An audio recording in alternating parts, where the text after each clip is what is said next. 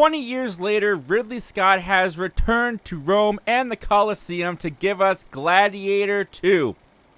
Let's talk about it.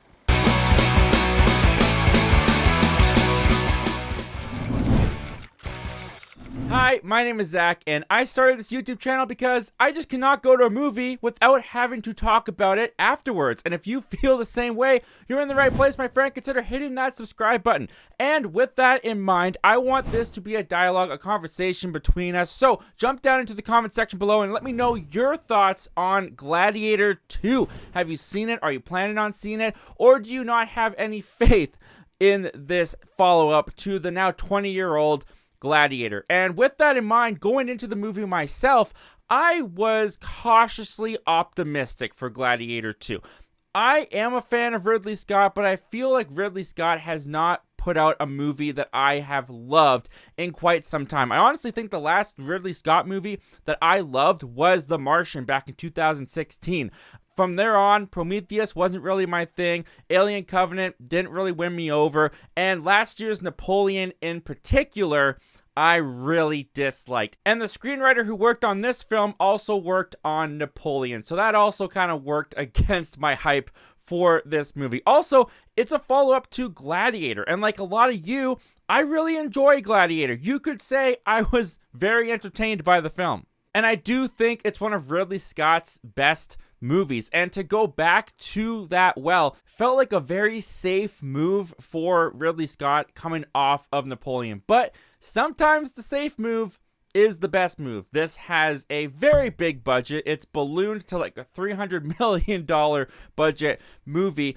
I don't know if it's going to make its money back. I don't know if it's going to break even. And this is a movie that has been in the works and talked about for a very long time. There was even a discussion of bringing Russell Crowe back to this franchise by having the Greek gods decide to resurrect Maximus from the dead. No, God! No, God, please, no! No! No!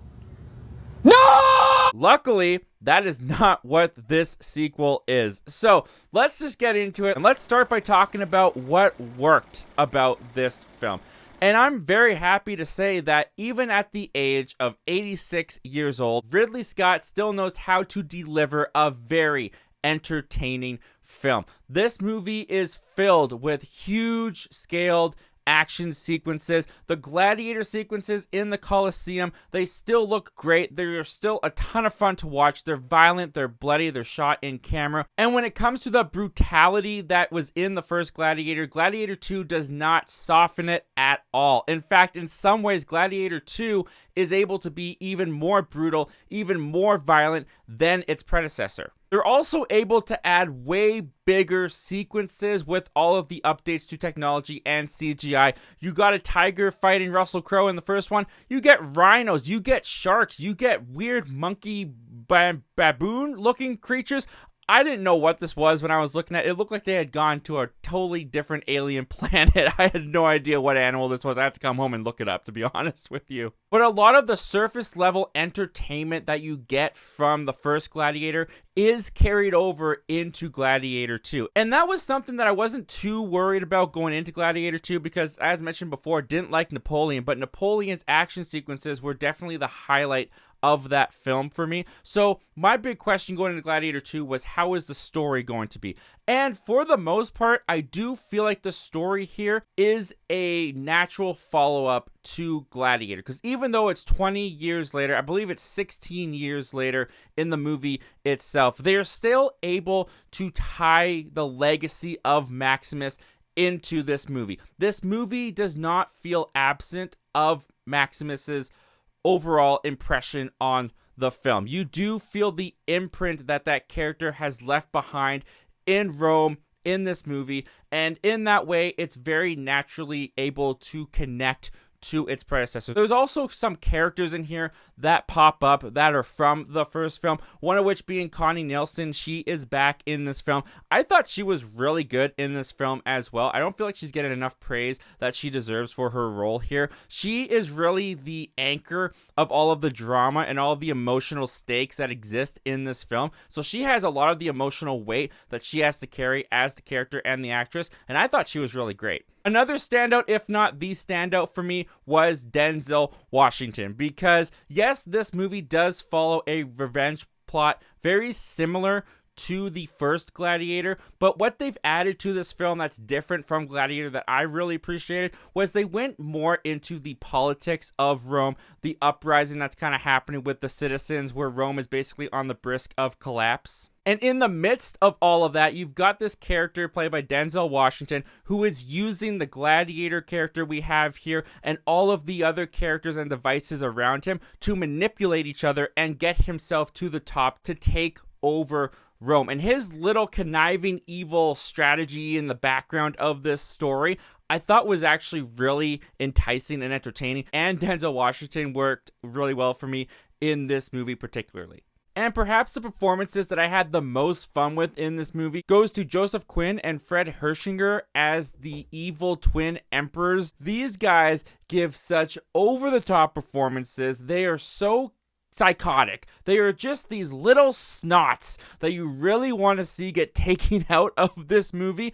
And while they sometimes can feel a little bit conflicting with the tone of the overall movie, I could not help but to have had a really great time watching their performances. I thought they were just psychotically so much fun. And I do have to give props to our new lead here, Paul Mescal, because you're stepping into Russell Crowe's shoes.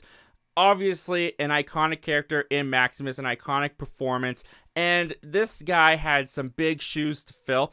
And for the most part, I feel like he did a pretty good job with the screen presence in this film. I thought that he was very believable in the action sequences. There was a bit of a commanding presence that he was able to bring to the screen himself. Now, when it comes to the character, we'll talk a little bit about that, unfortunately, more in the what didn't work section. But as far as the actor himself, I thought he did a very good job in this film. Speaking of a very good job in this film, Pedro Pascal is also in here, kind of the new Joaquin Phoenix character that Paul Mescal is going for revenge after. But they also do a little bit more with the character. They give him a little bit more of a reason for the audience to kind of feel torn between this conflict between Paul Mescal and Pedro Pascal. And I thought that that was also really interesting for the film to do, because while this does start off as the stereotypical kind of revenge story that we also saw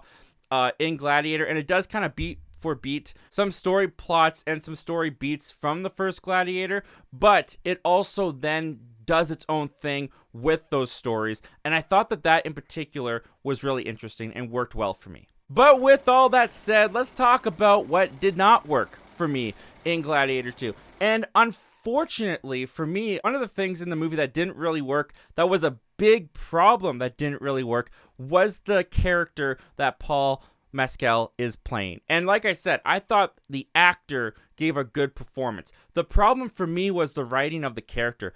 I found him very bland. I found this protagonist to not be very interesting and not really someone that I cared all that much about. And a lot of that reasoning is, as I've mentioned before, when the movie starts off, it's a very similar inciting incident that happens to him, very similar to the first Gladiator, that sets him on his revenge path. But the movie then makes a decision.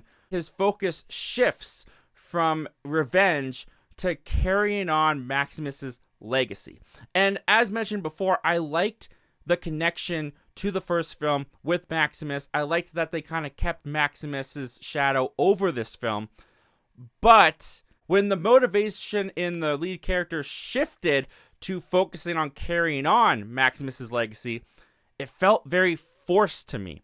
And while a straightforward revenge tale would have felt very redundant from the first film, it also lost a lot of the tension and a lot of the investment that I had in the story once they ditched it. And that was something that I found kind of disappointing, because the movie at that point then got a little bit more convoluted than I think it needed to for its own good, with the amount of characters that are in here, for the amount of motivations that we're trying to follow. I felt like they shifted and changed so much in the second half of the film that I started to question what the characters were even wanting anymore at this point. And unfortunately, in that regard, I started to feel the story was getting a little bit messy and a little bit muddled. And some of the connective tissue that they were trying to create back to the original film just started to feel really heavy-handed and try-hard. I'm also not going to lie, there's some pretty rough CGI in some of these sequences throughout the movie, specifically with the animals in the Colosseum. When it's just human gladiator on gladiator action, Ridley Scott delivers. It's great. But when the animals pop in here, and there's a few sequences with animals, they look like they're from the 2004 era of movies. They don't really hold up, and it did take me out of the movie. Also, as much as I liked the combat sequences, gladiator on gladiator, there was this intensity that was missing that the first film had. And a lot of that goes back to the fact that there wasn't really that many dramatic conflicts set up by the second half of the film anymore, and the action, it just started to feel a little less impactful for me. But when all is said and done, even though I think the story is weaker than the original film, I don't want to just compare and contrast this to the original film. This is a movie of its own merit, and I thought this movie was good. I enjoyed it. Did I think it was great? No. Do I think it's even that memorable? Not really. But there was some different takes that they went with in the sequel than they did in the first one. They did have some similar story beats for sure, but they did try to make this stand and be its own thing. And for the majority of the time, I felt that they accomplished that decently well. So when it comes to the recommendation of Gladiator 2, I'm going to give it a solid recommend. I liked the film. I enjoyed it. I'm not going to put it on over the first Gladiator that often, but I would have no problem watching it again. Anyway, guys, those are all my thoughts and opinions on Gladiator 2. Have you had a chance to check out Gladiator 2? What did you think about it? Comment down below. Let me know, guys. And also, Gladiator 2 is not the only movie that came out this weekend, guys. We got the Glicked weekend. And if you want to continue the Glicked weekend with me, I also went and saw Wicked. You can check out my review for that right over there. And if you like even more content like this, I got another video right down there. As always, guys, thank you so much for watching and hearing me out. Don't just watch movies, talk movies. See you guys next time. Take care.